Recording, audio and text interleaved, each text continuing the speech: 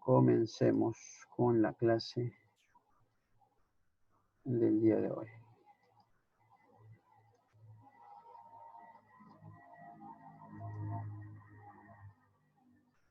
Listo, empecemos. Bien, entonces jóvenes, para no interrumpir la hilación de la clase, si estoy explicando y surge alguna pregunta, anótela y luego me la hace al terminar la clase para no interrumpir la hilación de la clase, ¿ya? Por eso les recomiendo que tomen una hojita en la mano, anotan su pregunta y luego siguen atentos a clase. Cuando acaba la clase y digo alguna consulta, alguna pregunta, me hacen, me dicen su inquietud, ¿ya? Bien, a ver, empecemos. Habíamos mencionado, jóvenes, ¿no? Que la ciencia, la teoría científica, nos dice que la vida apareció en el agua. ¿Y por qué no apareció en la superficie terrestre? Porque el agua era el único medio que permitía la vida, porque en esa atmósfera primitiva de hace miles de años no existía, a ver, no existía lo que es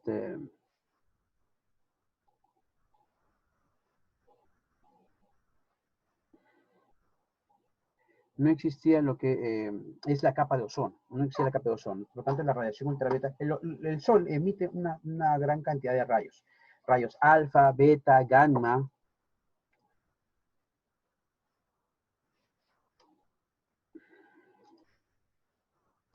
Ya. Alfa, beta, gamma, rayos infrarrojos, rayos ultravioleta y otros neutrinos y una serie de rayos, ¿ya? De esto, la radiación ultravioleta, pues, no permite ningún tipo de vida. Entonces, en la superficie terrestre no podía haber vida. Entonces, el agua sí. El agua es el único medio que podía permitir el inicio de la vida. Entonces, las primeras células que aparecen ahí se van fusionando, van juntándose y formando colonias y realizando fotosíntesis. La fotosíntesis es un conjunto de reacciones químicas que generan un alimento, una sustancia, una molécula. Y como producto de desecho de este proceso se libera oxígeno. El oxígeno que sale del agua pasa a la atmósfera donde recibe la radiación ultravioleta y este oxígeno se transforma en ozono, ¿ya? Y esto se hizo por miles de años. Durante esos miles de años en el agua, en los océanos, se fueron pues produciendo y expandiendo la vida, ¿no? De diversas formas, de vida vegetal, vida animal dentro del agua. Una vez que se forma ya la capa de ozono, recién la vida puede invadir la superficie terrestre. Primero son las plantas, plantas de forma primitiva, plantas que no tenían flores, ¿no? Como los musgos, helechos, y así se fue expandiendo por la superficie terrestre, y luego vinieron los insectos, y luego apareció un ser que podía salir del agua, ¿no? Un antecesor, un ancestro de los actuales anfibios que viven en ambos lugares, en agua y tierra. Y luego esto genera pues seres que ya abandonan totalmente el agua, ¿no? Reptiles que tienen que tener ciertas adaptaciones en su cuerpo para poder vivir y reproducirse aquí en el medio terrestre.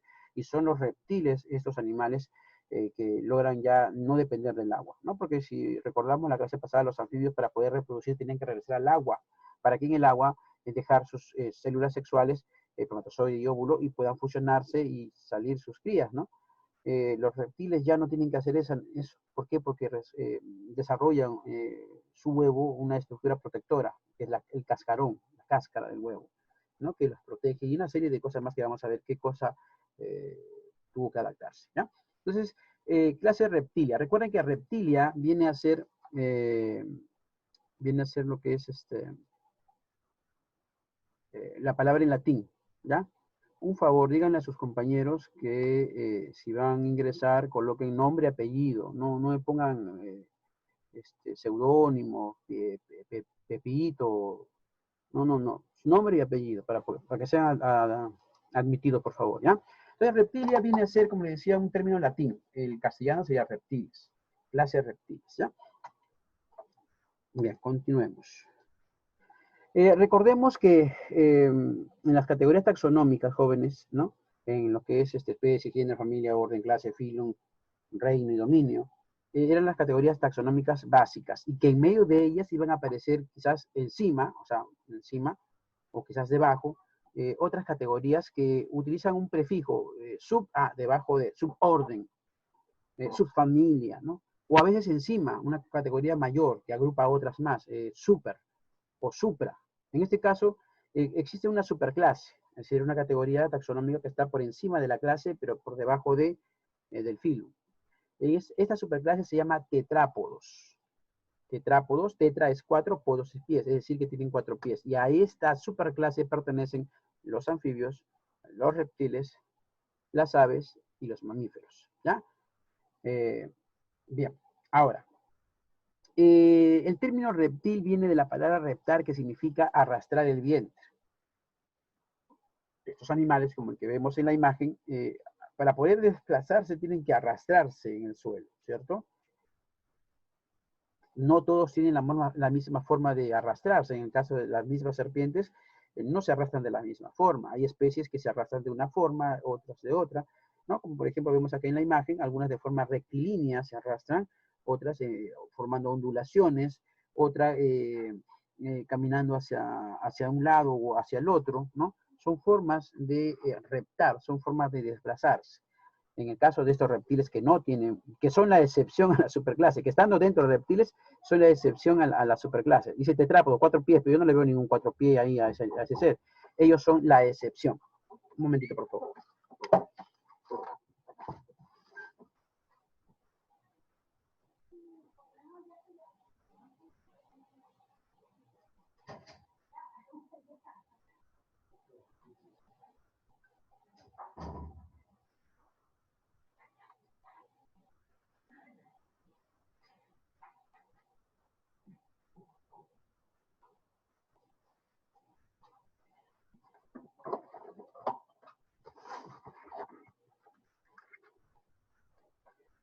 Bien, entonces les decía que las serpientes vienen a ser la excepción, ¿no? Hablamos de una superclase de animales que tienen 4 patas, ¿no? Por algo se llaman tetrápodos, pero ellos no tienen, ellos son la excepción.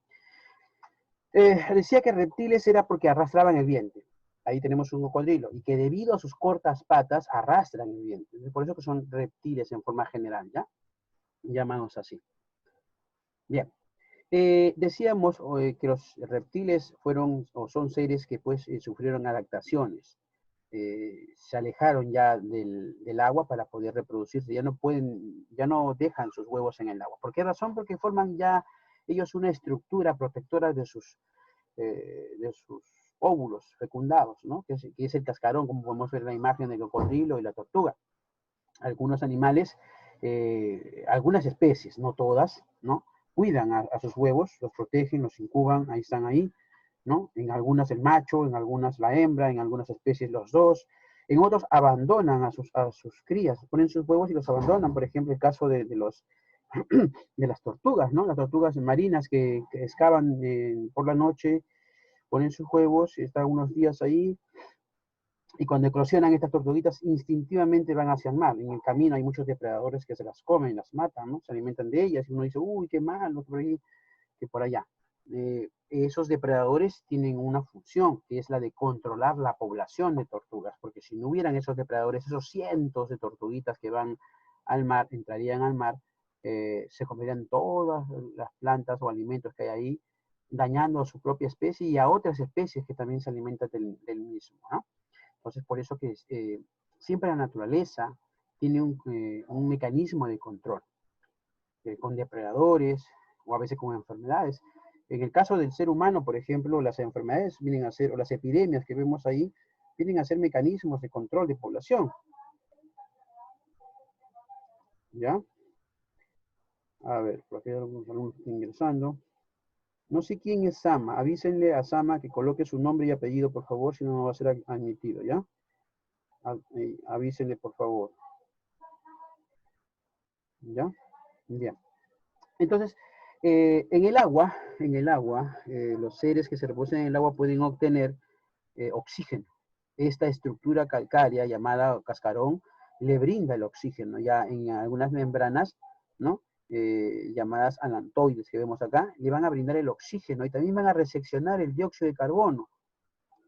También van a haber estructuras de almacenamiento de ciertas sustancias que le van a servir de energía para el desarrollo del embrión. Por ejemplo, vemos el albúmina, que es una proteína que ¿no? guarda energía.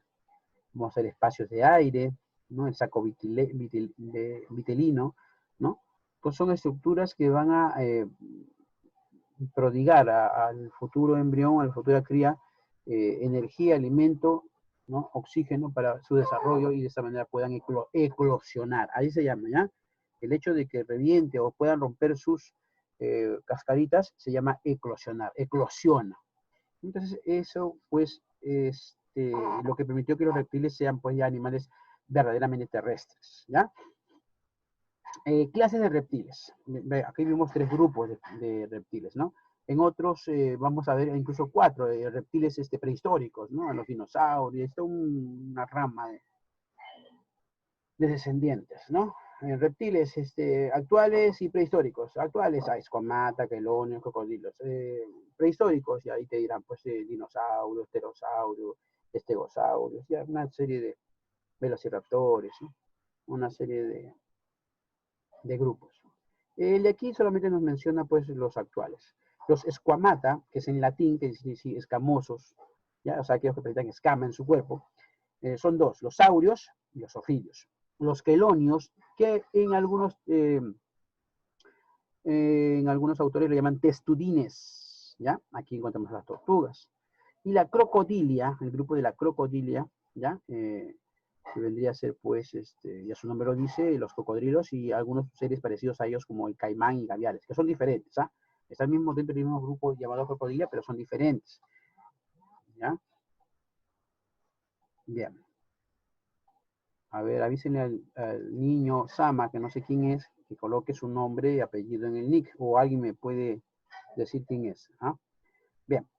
A ver, saurios. Dentro de los saurios encontramos a los lagartos, lagartijas, iguanas, camaleones y salamanquesas, no salamandras. Las salamandras son anfibios, ya lo hemos visto. Salamanquesas, algo parecido seguro a la salamandra, por eso el nombre de salamanquesa. A ver, por ahí me están hablando. Samantha. Ya. Díganle que ya por esta vez le voy a aceptar. La próxima ya no ingresa, ¿ya? A ver, vamos a ver que intenten de nuevo el ingreso, a ver. Ya, ahí está, que ingrese. Tienen que aprender que ustedes tienen que colocar su nombre y apellido. Ya saben ustedes las cosas que han pasado por ello, ¿ya? Bien. Entonces vamos a repetir. Los reptiles se dividen en escuamatas o escamados, quelonios y crocodilios. En el caso de los escamados o escuamata, están los saurios, que son lagartos, lagartijas, iguanas, camaleones y salmanquesas. Los ofidios son las serpientes, las culebras, las víboras y las boas, que no está escrito ahí. Los quelonios, las tortugas, que pueden ser marinas o terrestres, ¿no? La crocodilia, tenemos a los cocodrilos, caimanes y gaviales. Bien. Tegumento de reptil. Cuando hablamos de tegumento hace referencia al tejido. Estos seres, aparte de desarrollar su cascarón de huevo para poder vivir ya en la tierra y no en el agua, también tuvieron que sufrir cambios en su piel. En el agua, tienes agua, pues si tu piel no se va a deshidratar porque estás nadando en agua, pero cuando estás en la tierra ya no hay agua, lo que hay es ¿así? Algún chistoso, ya, no le dan caso, ¿ya? Bien, a ver, ya veremos. Ya, sigamos con la clase, chicos, ¿ya? Me dice que por ahí hay alguien que está en WhatsApp hablando, no sé, por mí, cuando estoy acá. Yo no entro a WhatsApp ahorita. En este momento entro a WhatsApp porque estoy con ustedes conversando, estoy explicando la clase. Ya no, ignorémoslos, ya ignoremos. No pueden ingresar acá, ya ignoremos, ¿ya? Y sigamos con la clase. Les decía que los tegumentos vienen a ser la piel. Entonces, los reptiles tuvieron que desarrollar su huevo para poder ya no poner en el agua. También su piel tuvo que haber ciertos cambios para evitar la deshidratación, ¿no? A ver, la piel de los reptiles debió adaptarse al medio terrestre. La fuerte queratinización. Quiere decir que la piel se llenó de queratina. Sabemos que la queratina es una proteína, ya lo hemos visto nosotros en los inicios del año escolar, que la queratina es una proteína que encontramos en nuestro cuerpo en gran cantidad. La encontramos en el cabello, en el pelo de los animales, en las uñas, en las garras, en las plumas, ¿no? Y ahora vamos a ver que en la piel de los reptiles. Esta queratina originó, pues, cierta coraza epidérmica, ¿no? Acuérdate que epidermis es piel. Entonces, la queratina presente, ¿no? La queratina presente en la piel, o sea, en la epidermis, me va a generar que aparezca una coraza epidérmica, las cuales pueden ser de varias formas o varios tipos. Tenemos la escama epidérmica córnea, ¿no? Que es propia de las serpientes, ¿ya? Aquí tenemos las serpientes, ¿sí? Las serpientes con escamas. Ahora, las escamas no son iguales en todas las serpientes. Como podemos ver, algunas son escamas con quilla, esa rayita en medio, y esa forma, y escamas lisas. Entonces, las escamas epidérmicas córneas las presentan las serpientes. Ahora, recuerden que las serpientes van a mudar, van a cambiar de piel. Conforme vayan creciendo, van abandonando su piel, ¿no? Y dejan esa escama epidérmica córnea. Que a veces estas personas que venden pues ungüentos, ¿no? De grasa de culebra para el dolor, que te friotas, llevan ahí una forma de especie de culebras secas. Esa es piel, la muda del ser, ¿ya? Bien. Entonces, esas son, ¿no? Escama epidémica córnea, la presentan las serpientes. Vamos a encontrar también nosotros escudos córneos que van a formar en la caparazón de esta tortuga. Por ahí un alumno me decía, profesor, pero ¿por qué estos seres tienen caparazón y los demás reptiles no?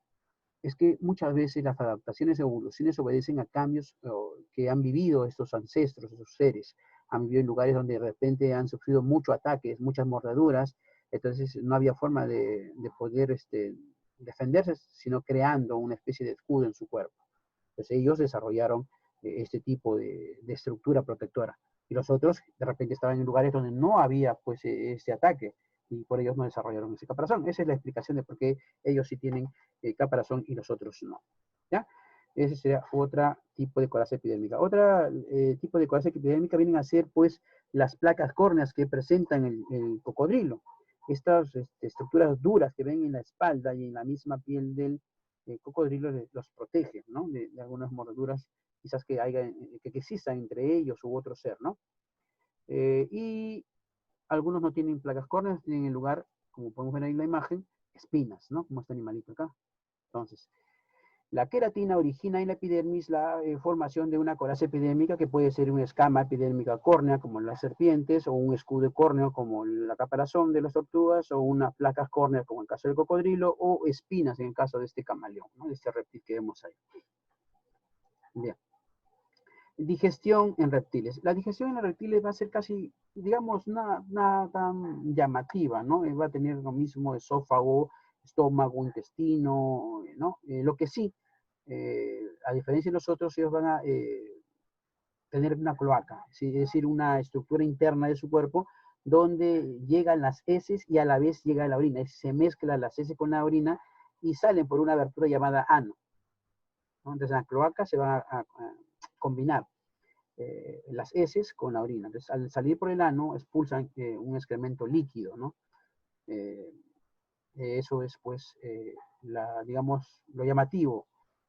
Otra cosa que en los caimanes y cocodrilos, solo en ellos, en caimanes y cocodrilos, van a presentar un estómago globular en forma de globo, como podemos ver acá en la imagen. Ya, así, globular. ¿Sí? Bien. Otra cosa que vamos a presentar en ellos, si observamos, es la dentición, o sea, la forma de sus dientes en algunos. Algunos van a presentar una dentición homodonta y otra una dentición heterodonta. La palabra homodonta viene de homo, que es igual, acuérdate, fracciones homogéneas, fracciones que tienen el mismo denominador. Fracciones heterogéneas, fracciones que tienen diferente denominador. Homo es igual y hetero es diferente. Odonto viene de diente. Cuando vas a curar el diente vas al odontólogo, el que cura los dientes, ¿no? Entonces, homodonta, dientes iguales o parecidos, ¿no? Y heterodonta, que hay dientes que son diferentes unos de otros. En el caso del cocodrilo, aquí vemos la imagen que presenta una dentadura, este cráneo, ¿no? De un reptil, presenta una dentadura homodonta, es decir, casi los dientes son casi iguales. En cambio, en el caso de en algunas serpientes, no todas, presentan pues una dentadura heterodonta, es decir, una dentadura, un diente diferente a los demás. En este caso, el número 4, que vemos aquí, presenta pues un colmillo que va a segregar veneno. Otros tienen un ligero crecimiento, casi como colmillo, pero no tiene veneno, ¿no? Otra cosa más que podemos observar en la dentadura de estos seres es la orientación de los dientes. Si observan, los dientes están mirando hacia adentro, en el caso de estos serpientes, pero en el caso de ellos no, hacia arriba nada más. ¿Por qué? Esta orientación de los dientes hacia adentro permite que la presa, una vez mordida, no puede escapar. Cuando más quiera salir de su boca, más se va a clavar los dientes. Es una adaptación para estos seres que no tienen patas o no tienen manos con que agarrar sus presas. ¿Ve? Entonces todo obedece pues al contexto, jóvenes, al lugar. ¿No? Y hay seres que, por ejemplo, hay reptiles que no tienen dientes, como en el caso de las tortugas, ¿no? Cuya dentadura ha sido cambiada por una estructura de córnea, de queratina, llamada ranfoteca, o también le llaman pico córneo. ¿Ya? Entonces las tortugas, como tienen no tienen dientes, pero tienen esa estructura llamada ranfoteca o pico. En el caso de la respiración, pues estos seres van a presentar ya, como son terrestres, pulmones, ¿ya? Aunque siempre hay excepciones. En el caso, por ejemplo, de la tortuga marina, ellos respiran por pulmones, pero como sus pulmones son deficientes, en el caso de esas tortugas, respiran también a través de la cloaca. El agua ingresa por su ano a la cloaca y en la cloaca capta el oxígeno, ¿no? En el caso de la tortuga marina, nada más. En el caso de más reptiles, su respiración es por pulmones que presentan cavidades, ¿ya? O sea, como cámaras, separados por tabiques, ¿ya? Entonces, en resumen, la respiración de los reptiles es a través de pulmones, ¿ya? Luego vamos a hablar sobre circulación. Cuando hablamos de circulación hablamos de venas, arterias, corazón, ¿no? En el caso de los reptiles, jóvenes, en el caso de los reptiles, como aquí vemos a esta tortuga, ellos, su corazón, presentan 3 cavidades, 3 cámaras, 3 huequitos, por así decirlo, ¿no? 2 aurículas que vemos ahí en la imagen, o sea, 2 aurículas, 1, 2 y una tercera, que tiene casi, que aquí se va formando un tabique, una estructura que va como que cerrando, pero que no llega a cerrarse. Cosa que sí sucede en los reptiles, perdón, los cocodrilos. Los cocodrilos presentan 4 cavidades. Cuando hablamos nosotros de reptiles, ¿ya? Cuando hablamos de reptiles nos referimos a que tienen 3 cavidades, con excepciones, ¿no? Como el cocodrilo que sí tiene 4 cavidades, ¿ya? En el caso de estos reptiles, en la mayoría, la sangre se mezcla en esa tercera cavidad. Las aurículas en la parte de arriba y el ventrículo en la parte de abajo. En esa cavidad se mezclan la sangre arterial que tiene bastante oxígeno y la sangre venosa que tiene más dióxido de carbono que oxígeno, ¿ya? Entonces ahí se mezcla eso.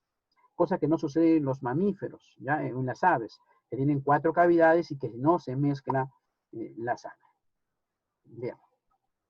La reproducción. Los reptiles se reproducen a través de huevos, ya hemos mencionado. Aquí vemos la imagen de una serpiente y que de su ano sale pues el huevo, ¿no? Aquí abajo, en esta imagen que vemos allí, vemos ya los huevos rotos, eclosionados. Y aquí están las crías. Estas son las crías. Y la madre es esta de aquí. ¿Ve? Eclosión quiere decir que se rompe el huevo. Son grandes, ¿ya? Algunas especies ponen sus huevos y lo cuidan. Otras los ponen y los abandonan. ¿Ya? No es porque sean madres, ya así está, ya, no es que sean malas madres, sino que así está definido su forma y la razón de por qué es así, ¿ya? Aquí vemos cocodrilos, pequeños cocodrilos que ya rompen el cascarón y que eclosionan. Bien, jóvenes, eso sería todo por el día de hoy. ¿Alguna pregunta, alguna duda sobre lo que he explicado? A ver, levanten su manito. A ver, por acá Rodrigo García, a ver, escuchemos. Le voy a dar el permiso para que pueda. Profesor. Sí, dime, te escuchamos. ¿Cómo se llama? El reptil, la serpiente, ¿dónde tiene su corazón, ya que es larga y por dónde pasa su comida, profesor? En el caso de las serpientes, jóvenes, en el caso de las serpientes, las estructuras internas tienen que adaptarse a ese espacio.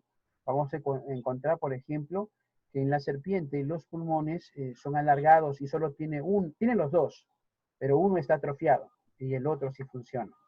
Los diversos órganos que aparecen ahí tienen forma alargada, que se adaptan o acomodan a la estructura y forma de la serpiente. ¿Ya? Bien, a ver, otra pregunta por acá, Herrera, a ver, activa tu audio, te escuchamos. Luego vamos con Luana. y los demás, ¿ya? A ver, te escuchamos, Herrera. Activa tu audio, ya te he dado permiso. Ahora no lo voy a hacer, ¿ya? Ahí está, ya, activa tu audio. Buenos días, profesor. Le quiero Buenos hacer días. una Bueno, pregunta que le tenía sí, desde la clase anterior. ¿A qué ya reino dime. pertenece un oso de agua? ¿Mm? ¿A qué reino pertenece un oso de agua? Ya, no estamos en el grupo. El oso de agua es un taquígrado, pero ahorita no. Después te lo respondo, ¿ya? Estamos en Gracias, reptiles, ¿ya? profesor. Sí, pero es taquígrado, algo así se llama. Es un ser pequeño que vive o sobrevive en lugares extremos, ¿no? Sí, muy buena tu pregunta, Herrera, y como digo, la próxima te la voy a contestar, ¿ya? A ver, sobre la clase estoy iniciando. A ver, Luana Amado, ¿cuál es su pregunta? Activa tu audio, ya te damos, he dado el permiso para que lo actives. ¿Listo?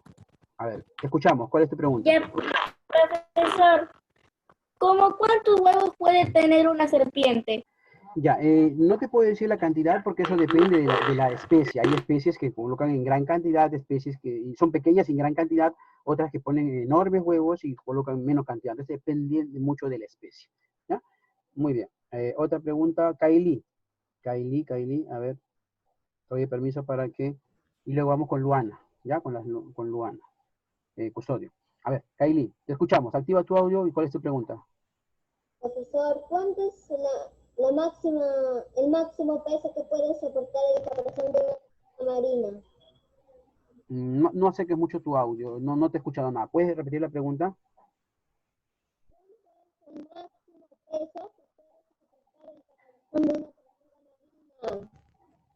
Ya, mira, como te digo, no te puedo dar cifras, ¿no? Al igual que tu compañera, depende de qué tipo de tortugas. Hay una gran cantidad de tortugas terrestres y marinas. Dentro de las marinas hay varias especies, ¿ya? Entonces, eso depende mucho de la especie. Eso te lo puede responder un herpetólogo. Los herpetólogos son científicos que se dedican al estudio de los reptiles, ¿ya? Muy bien tu pregunta, Kylie. A ver, Luana Custodio, ¿cuál es tu pregunta?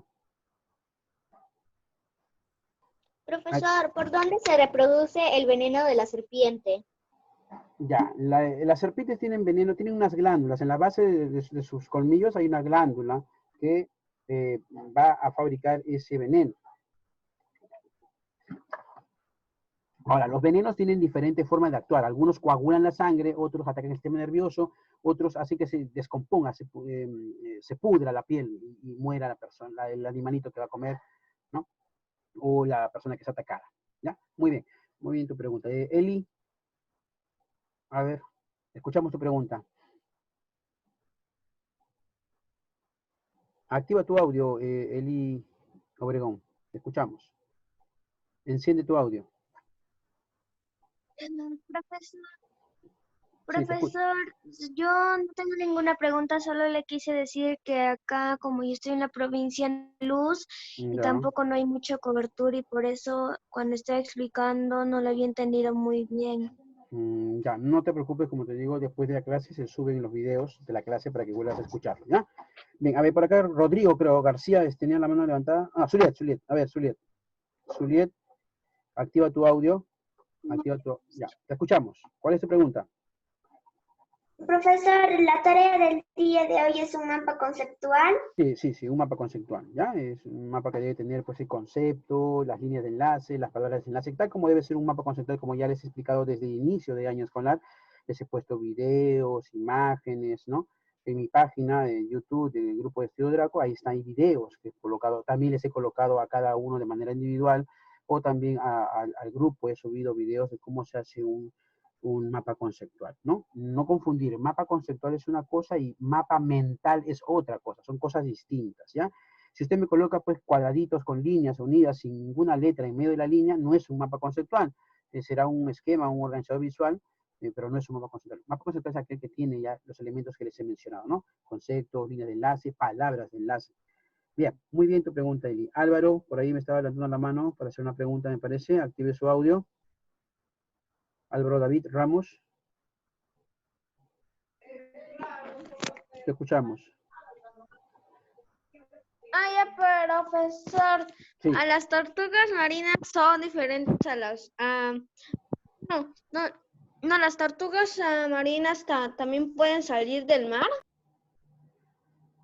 Sí, sí, justamente las tortugas marinas salen del mar cuando van a colocar sus huevos. Cuando tienen que ovular, van a la arena, cavan ahí, ponen sus huevitos y regresan al mar. ¿No? Salen del mar. ¿Ya? Bien, muy bien tu pregunta. Jeremy, Leonardo, tu pregunta antes que se corte la hora ya, porque ya está en los minutos, 4 minutos queda. ¿Ya? Te escuchamos. Activa tu audio. Profesor, respecto a lo que dijo mi compañero Alejandro sobre el oso de agua, es animal, profesor. Sí, es un animal. Es animal. Es un animal, ¿ya? Es un animal que tiene la peculiaridad de resistir lugares extremos, lugares donde no viviría otro ser vivo, ¿no? Bien. Sí, sí. ¿Quién más me está haciendo pregunta? A ver, uno que no haya hecho preguntas, ¿ya? Para no repetir. Todos tienen que participar. A ver, Damaris. A ver, ya. Activa tu audio, escuchamos tu pregunta. Rapidito que se corta, nos quedan 3 minutos. Una pregunta. Ya, ¿Cómo es la tortuga laúd? Ya. Vuelvo a repetir. Dentro de las tortugas, hay tortugas terrestres y marinas. Dentro de las tortugas marinas hay tortugas dorso de cuero, tortugas laúd y otros tipos más de tortugas, ¿no? Hay una tortuga matanata. La laúd tiene ciertas características. Como te digo, un herpetólogo, vuelvo a repetir, herpetólogo, la herpetología, herpetología. Es una ciencia que estudia los reptiles. Un herpetólogo es un especialista y que se encarga de estudiar a los reptiles y él te puede dar mayor información, o puedes ingresar a Google y colocar tortuga laúd y ahí ves las imágenes, la forma y también puedes encontrar información acerca de ese tipo de tortuga, ¿no? La tortuga laúd. Ya que son tortugas grandes, que alcanzan gran tamaño, ¿ya? Muy bien. ¿Dónde está? Vi una pregunta por ahí. De la anaconda. Sucede que las serpientes jóvenes, dice, profesor, una anaconda puede comerse a un hombre. Sí, mira, ha habido el caso de las... Se corta. El caso, cuando se corta, chicos, seguimos en WhatsApp, ¿ya? En el caso de las serpientes, estas tienen sus costillas que nacen de la columna vertebral, pero no se pegan. En caso nuestro, nuestras costillas nacen de la columna vertebral y se pegan en un hueso llamado esternón que tenemos en el pecho. Ellas no tienen ese hueso esternón. ¿Para qué? Para que cuando ingieran un alimento grande pueda abrirse su cuerpo y pueda ingresar el alimento. Pero antes de hacerlo, lo que hacen las anacondas o las boas es atrapar a su presa y envolverla con su cuerpo y exprimirla, estrujarla, de tal manera que la mata por asfixia y quiebra sus huesos. Y de esa manera recién puede ingerir la víctima, su presa, ¿ya? Primero las tritura, envolviéndolas con su cuerpo, las tritura, las mata por asfixia, tritura sus huesos, los rompe y luego la engulle, ¿no? La engulle ingiriéndolas, ¿ya? Y por eso que su cuerpo puede extenderse, su boca puede extenderse, ¿ya? Bien, jóvenes, se acabó el tiempo. Cualquier pregunta, cualquier consulta por el WhatsApp, por favor, ¿ya? Nos vemos, chicos, cuídense, ¿ya? Pórtense bonito, cuídense, ¿ya? Nos vemos, cuídense. Buen día. Nos seguimos viendo por WhatsApp, ¿ah? Aún no acaba la hora.